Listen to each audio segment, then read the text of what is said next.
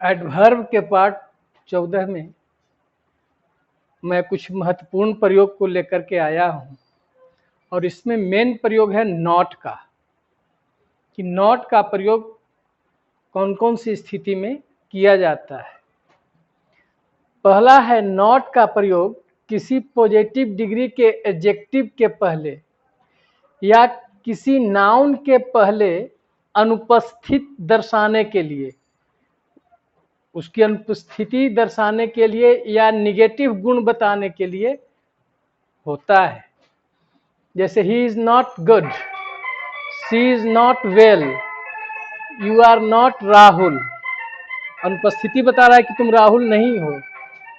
He is not my wife, तुम मेरी पत्नी नहीं हो। He she is not, she is not my wife. ठीक है। यदि किसी नाउन के पहले ए या एन का प्रयोग हो, नाउन के पहले ए या एन का प्रयोग हो, जैसे not a person could save the child's life, not a drop of blood is available in this blood bank. तो यहां देखिए नॉट के बाद वैसा नाउन जिसके पहले ए या एन का प्रयोग हो। ठीक है। पॉजिटिव डिग्री के एडजेक्टिव के बाद जब नाउन हो तो उस एडजेक्टिव के पहले ए एन लगा हो और उस नाउन के बाद नाउन और उस एडजेक्टिव के पहले ए या एन का प्रयोग हो, तो तब वहां पर ए एन के पहले नॉट का प्रयोग करेंगे। जैसे she is not a lazy girl, adjective positive adjective noun और एडजेक्टिव के पहले ए या an. He is not a busy person, you are not an intelligent boy. तो ऐसी स्थिति में भी नॉट का प्रयोग किया जाता है।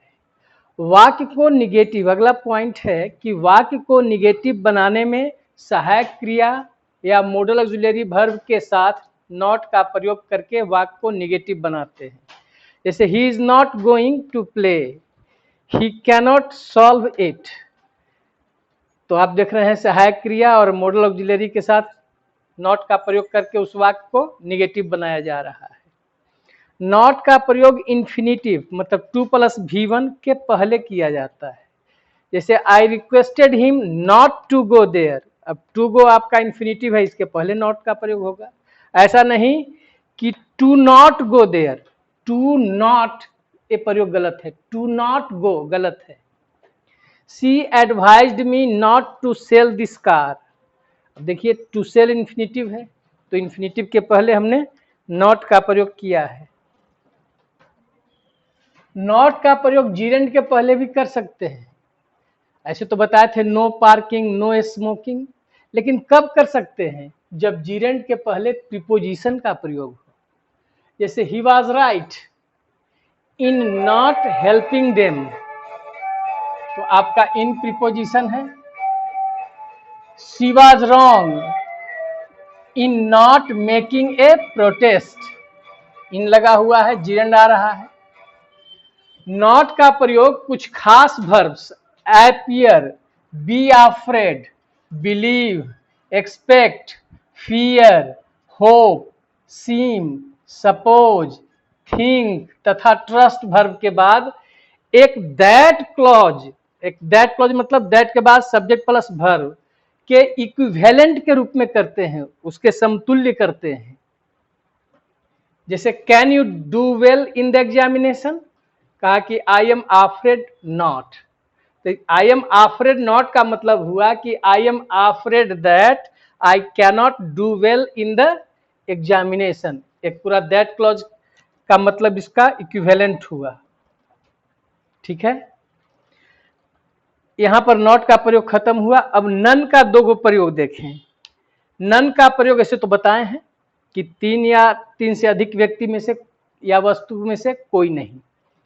तो नन का प्रयोग कंपैरेटिव डिग्री के एडजेक्टिव या एडवर्ब्स के पहले होता है। इस स्थिति में इसका अर्थ नॉट एट ऑल, जरा भी नहीं, नॉट एट ऑल का अर्थ होता है।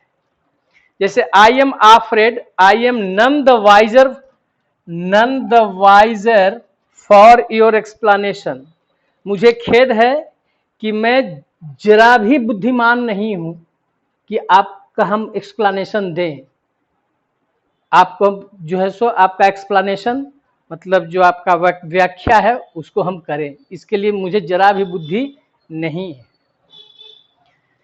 नन बट का अर्थ वनली होता है। नन बट का अर्थ वनली होता है। जैसे none but Ram can solve this question, तो इसका मतलब हो गया, नन बट का मतलब हो गया only, only Ram can solve this question, मतलब सिर्फ राम ही इस प्रश्न को हल कर सकता है। तो आपने देखा इस पार्ट 14 जो एडवर्ब का चल रहा है उसमें नॉट का प्रयोग हमने विशेष रूप से लाया है और नन का भी कुछ खास प्रयोग मैंने इसमें बताया है। आशा करते हैं कि आपको यह वीडियो पसंद आया होगा और बारीकी प्रयोगों पर आपका ध्यान जो है सो केंद्रित होना चाहिए और समझ करके आगे धीरे धीरे बढ़ना चाहिए। ठीक है, धन्यवाद।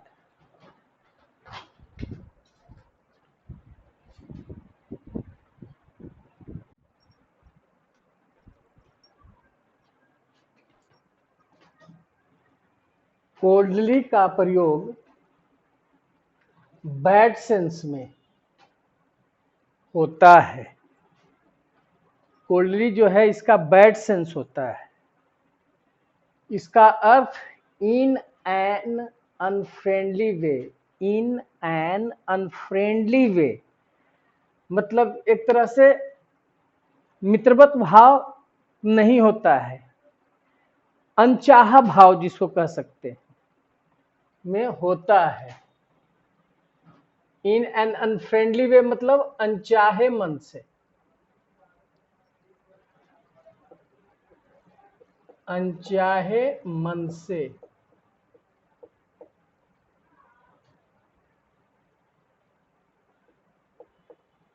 होता है। जैसे दे रिसीव्ड अस, वे लोग आए हम लोग को रिसीव किए।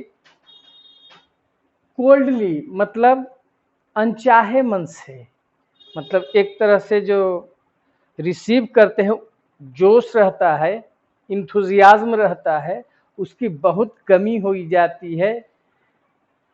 मतलब एक तरह से अनमने ढंग से, अनमने ढंग से हम लोग को रिसीव किया, मतलब कोई जोश उत्साह नहीं था, एक फॉर्मेलिटी था। तो कोल्डली का एक तरह से बैड सेंस होता है और आदमी महसूस कर लेता है कि इसके यहाँ गए तो कोई खास भाव हमको भाव नहीं दिया, उस ढंग से अतिथि सत्कार जो होना चाहिए उसमें भारी कमी थी। तो उसको कह सकते हैं कि उसने हम लोग को वेलकम किया कोल्डली, मतलब अनचाहे मन से, सिर्फ एक फॉर्मेलिटी निभाया, इसलिए यह बैड सेंस में कोल्डली का प्रयोग किया जाता है। कूली का प्रयोग गुड सेंस में शांति से के अर्थ में किया जाता है। जैसे ही मैनेज्ड एवरीथिंग कूली, मतलब उसने सब कुछ प्रबंध कर दिया, मैनेज कर दिया शांति से, संयम से। He behaved coolly even in a dangerous situation, उसने इस खतरनाक सिचुएशन में भी वह कैसा बिहेव किया, एकदम पेशेंस के साथ, धैर्य के साथ व्यवहार किया। मतलब उसमें किसी तरह का जो है सो मतलब घबराहट बेचैनी नहीं था, पूरे पेशेंस के साथ। हॉटली का प्रयोग बैड सेंस में होता है। इस हॉटली मतलब हो गया अपमानजनक रूप से के अर्थ में इसका प्रयोग करते हैं। या क्रोधपूर्वक, जैसे ही denied all the charges hotly, अपमानजनक से या क्रोधपूर्वक सारे चार्ज को डिनाई कर गया, सारे आरोपों को उसने अस्वीकार कर दिया कि नहीं, ऐसा हमने नहीं किया है, उसमें रोष था, एक अपमानजनक स्थिति थी उसके बोलने में।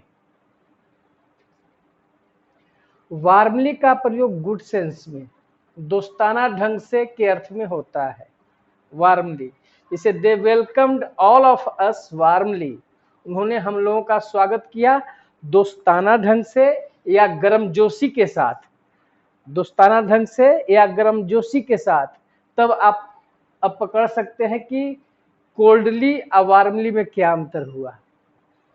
अगर कोल्डली जो है वेलकम करता है तो अनचाहे मन से, और वार्मली करता है तो पूरे गर्मजोशी के साथ, पूरे उत्साह के साथ।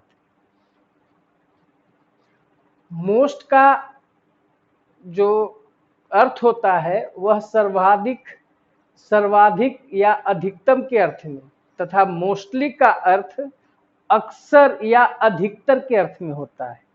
दोनों में बहुत अंतर है।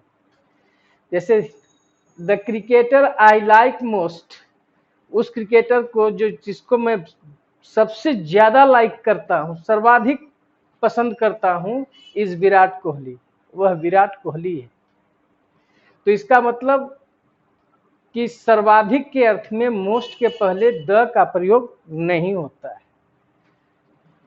दे आर मोस्टली एब्सेंट, वे लोग अधिकतर या ज्यादातर एब्सेंट रहते हैं। मतलब यहाँ पर मोस्टली का अर्थ है जनरली, प्रायः।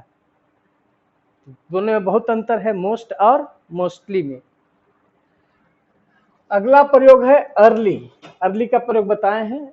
अर्ली का प्रयोग एडजेक्टिव और एडवर्ब दोनों रूप में प्रयुक्त होते हैं। जैसे ही अराइव्ड अर्ली, मतलब वर्ब के बाद आया है, एडवर्ब ऑफ टाइम बता रहा है, तो वह कब पहुंचा, निर्धारित समय से पहले, एट द मीटिंग में। आई गो टू बेड अर्ली, मतलब मैं बेड जाता हूं, कब जाता हूं, किसी समय के अवधि के प्रारंभ में ही। जैसे रात में हम अर्ली सोने जाते हैं, इसका मतलब जैसे ही रात होता है तो उस प्रारंभिक शुरुआत जो रात की होती है उसी समय हम सोने जाते हैं। अगर कोई सवेरे उठता है तो इसका मतलब जो सुबह जो होता है, सुबह का जो प्रारंभिक क्षण होता है, उसी समय वह उठ जाता है, इसको सवेरे कहते हैं। अब एडजेक्टिव के रूप में देखिए, नाउन आ रहा है, an early train, an early breakfast, an early riser, मतलब सवेरे। सवेरे के अर्थ में सवेरे की ट्रेन, सवेरे का ब्रेकफास्ट, सवेरे उठने वाला। तो यहाँ पर इस सब नाउन को क्वालिफाई कर रहा है, सब नाउन है। तो नाउन को क्वालिफाई कौन करता है, एडजेक्टिव। तो इस तरह से जो है नाउन को क्वालिफाई करके यहाँ पर अर्ली जो है एडजेक्टिव का काम करता है।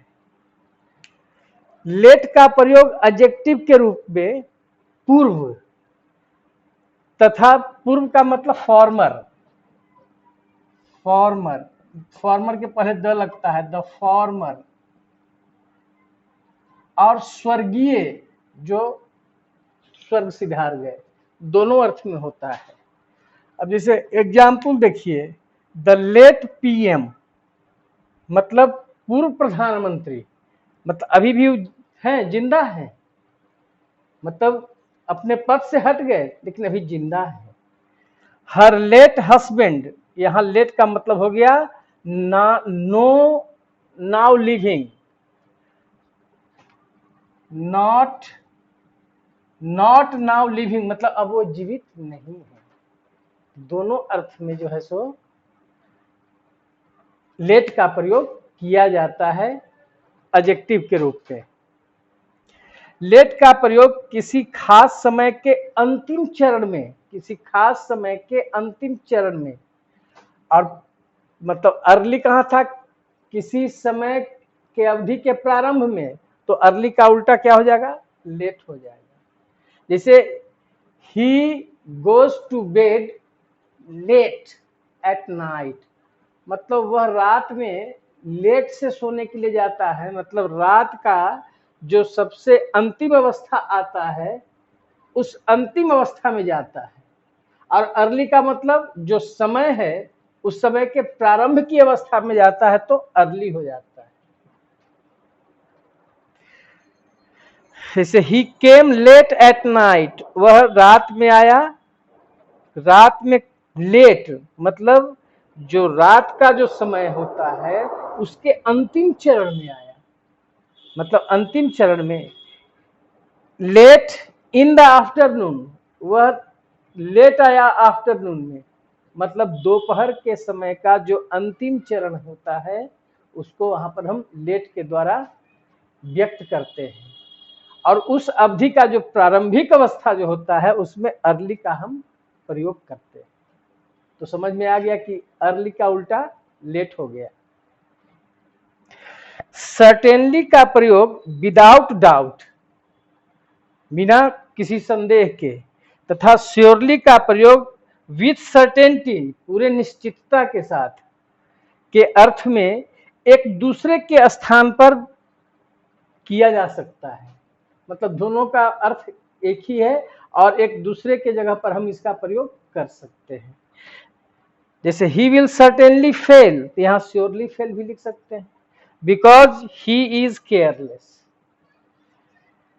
वह निश्चित रूप से फेल करेगा क्योंकि वह केयरलेस है, लापरवाह है। यू विल श्योरली या सर्टेनली भी लिख सकते हैं, गेट दिस जॉब, प्रयास करो, तुम्हें यह नौकरी अवश्य मिल जाएगी। तो आप श्योरली के जगह पर सर्टेनली का भी प्रयोग कर सकते हैं। अब उसका स्थान कहाँ बनता है? हेल्पिंग वर्ब रहेगा तो हेल्पिंग वर्ब के बाद और मेन वर्ब के ठीक पहले इन दोनों का प्रयोग किया जाता है। कहाँ? हेल्पिंग वर्ब या मॉडल वर्ब के बाद और मेन वर्ब के ठीक पहले श्योरली या सर्टेनली का प्रयोग करते हैं। इस तरह से आपका जो पार्ट 14 था एडवर्ब का वो समाप्त होता है। आशा करते हैं कि आपको यह वीडियो पसंद आया होगा। यदि पसंद आया होगा तो कृपया आप इसे लाइक, सब्सक्राइब और शेयर अवश्य करेंगे। धन्यवाद।